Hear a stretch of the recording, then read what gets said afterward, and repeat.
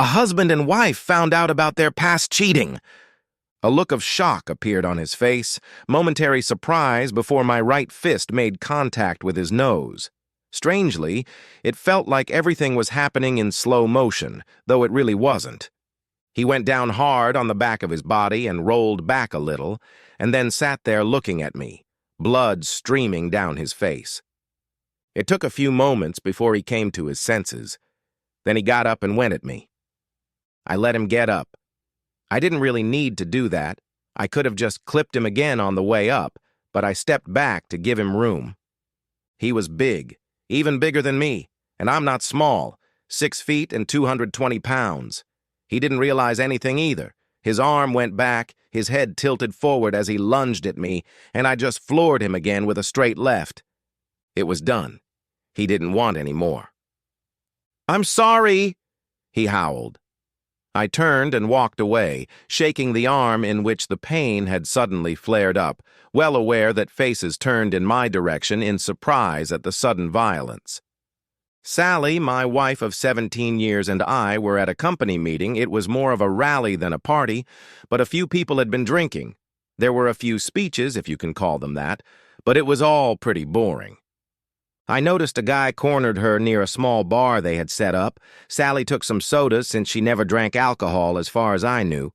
I didn't think anything of it at first, but then I saw her body tense up. She quickly glanced in my direction and back at the guy, shook her head and walked back to our table. I immediately knew something was wrong. "What's wrong with this guy?" I asked her. "Nothing. He's a salesman for one of our other units. He's just here for the party." Her face reddened, and she didn't meet my gaze. "Not normal?" "Not normal at all." "Do you know him from somewhere?" I asked. "No, not really," she replied. I knew it was more than that, but I didn't ask any unnecessary questions. Sally and I had always respected each other, and if something was important, she would just tell me. At least that's what I thought. In 17 years, she never once looked in my wallet, and I never once looked in her purse. I had nothing to hide and nothing to look for. If I needed car keys, I asked her for them, and she would open her purse and hold them out to me. Our relationship was as close to perfect as it could ever be. It was very nice to have complete trust and faith. Then the music came on, and she wanted to dance. I've never really liked dancing, but I really like it when my sweet lady puts her arms around me, so we did a pretty good job of pretending to dance. Later, the same guy asked Sally to dance, but she declined. I saw the same look of discomfort in her eyes. He made an angry expression and backed away, tentatively throwing me one of those looks that are hard to explain. It was a deliberate, look me over from head to toe look, with an almost hidden smirk. That kind of look is supposed to be a challenge. It just pisses a person off. Sally pretended not to notice, but her face flushed. Half a dozen "why" flashed through her mind. An old boyfriend? A fling? Something was going on, and I had absolutely no idea what. I thought maybe he was just an old boyfriend, something like that. Though it was odd that if that was the case, I'd expect Sally to just say so. Sally wasn't a virgin when we met, and I probably wasn't either. She had mentioned that she had dated this or that person in high school, but never went into detail. I never asked. I just didn't care. Sally was mine now, and I was hers. Everyone has a past, and none of it mattered to me. We met shortly after college at a dance, and what I liked about her was that she was a little outspoken. She noticed me and liked what she saw, so she just went for it. At that point, I probably wasn't particularly known as a ladies' man, but I succeeded. For some reason, all of my relationships started with a girl approaching me, not the other way around. "You're cute. What's your name?" she asked, stopping in front of me and looking down at me. "I'm Danny." It was all I could say. "Embarrassing, huh? Well, I'll deal with it."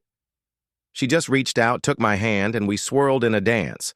We stuck to each other like butter to popcorn, and within a few weeks we were always within a dozen feet of each other. I even made a couple of not-so-skillful passes at her, but she resisted closer attempts, though we kissed and cuddled often. When it turned to sex, I found myself pulled into her tiny apartment by Sally's decision. Next, she just climbed on top of me and let me know she was ready. I was ready too. Everything was just fine. The lights in the room were dim that first time, and I could barely make her out as she slipped out of her clothes. Her body was smooth and supple, and I knew from her practiced movements that she had at least as much experience as I did. Somewhere in there, I'm not sure of the moment I realized it, but I fell in love. I could mention that she was gorgeously beautiful, but she wasn't. Rather, she was a reasonably pretty and pleasant-looking young woman, the kind of woman a man brings home to introduce to his mom and is proud of. Sally didn't dress capriciously or tease. She didn't need to. There was an air of total confidence coming from her, and wherever we went, people came up to her.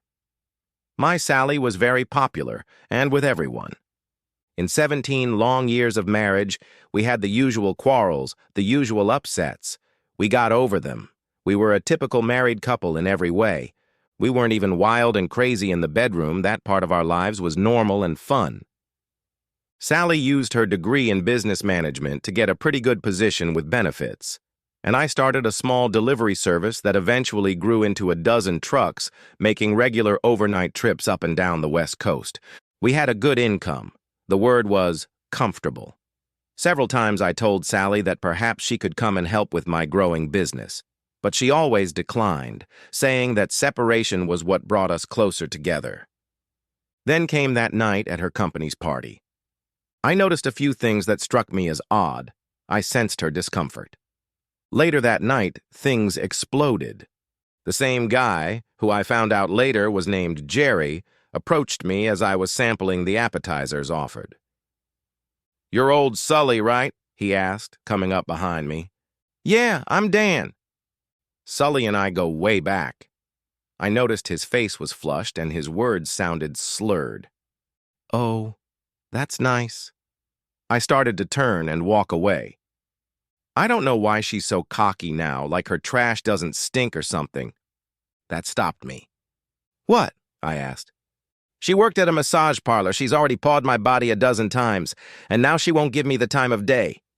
He roared. And that's when I punched him. Probably half the people in the room didn't even realize anything had happened, but Sally saw the whole thing. I took her hand and we left. She sat with her face down, and I glanced at her a couple times and saw tears on her cheeks. When a man loves his wife the way I loved my Sally, the tears in her eyes hurt. At home, I decided there was no point in bringing it up. Sally had never hidden anything as far as I knew. At least it seemed that way to me. I just sat down in my chair and turned on the TV, and she retired to the bedroom. It was quite a while before she came back, but she kept her composure and looked normal. She sat across from me on our couch, not in her favorite chair like she usually did. "I need to tell you something," she offered finally. "It's up to you, sweetie. I'm sorry for crashing the party." "Jerry's been through enough. He can be such an asshole." "Well, I haven't been in a fight since I was a kid, but he called you names." "Well, I guess I deserved it." Her face turned red again, and I got a horrible feeling in my stomach. My Sally? Having an affair with this guy? It didn't make any sense. The only time we were apart was when she was at work. "When I was in college," she started, then hesitated. I could see she was choosing her words. I just waited. "I was broke. I lost my job at the clothing store I told you about." She was telling me that she'd gotten herself through college by working as a saleswoman. "I was desperate. And then I saw an ad looking for girls to work working in a massage parlor." "Oh, I see." I was somewhat relieved. This wasn't a fledgling affair. "It started simply with massages and things like that. I was getting paid commissions, and my boss told me I had to do a few things extra to really make money." I nodded. I had a pretty good idea of what extras meant. I'd been in a few local massage parlors myself when I was younger. I used to do that, with a couple guys, so I thought it was no big deal. I told my boss that okay, I would. He was the first, and he trained me. Trained you? Yeah. He showed me some tricks and things to do and... She paused again. Like what? I couldn't believe it. Sally was telling me that she used to work as a call girl? You know, with my hands like I do with you sometimes. You mean you used to do tricks for money? No, I never did that. Just handwork and stuff like that. No sex? Well, yeah. Then the boss, I let him. Not all of it, huh? Well, that makes everything so much better, said I sarcastically.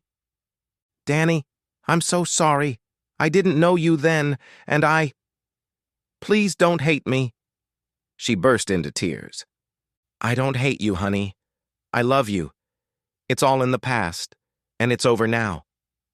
I got up and sat next to her, hugging her as she sobbed on my chest. We didn't talk about it again, and later, as we were getting ready for bed, she came out of our bathroom. She was only wearing tiny panties, but that was another matter. She almost always went to bed in her nightgown. So what is it? I asked. I want you to know everything. I've been afraid for years that you would find out and hate me. She walked over and sat on the edge of our bed. Sally, you don't have to. I could never hate you no matter what happens. I want to. I want you to know what I did.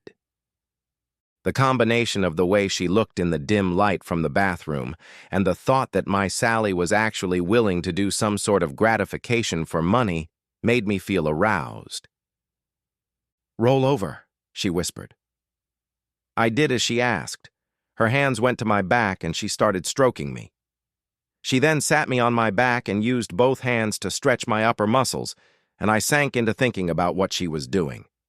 After about 15 minutes of sensual teasing, she had me roll over onto my back.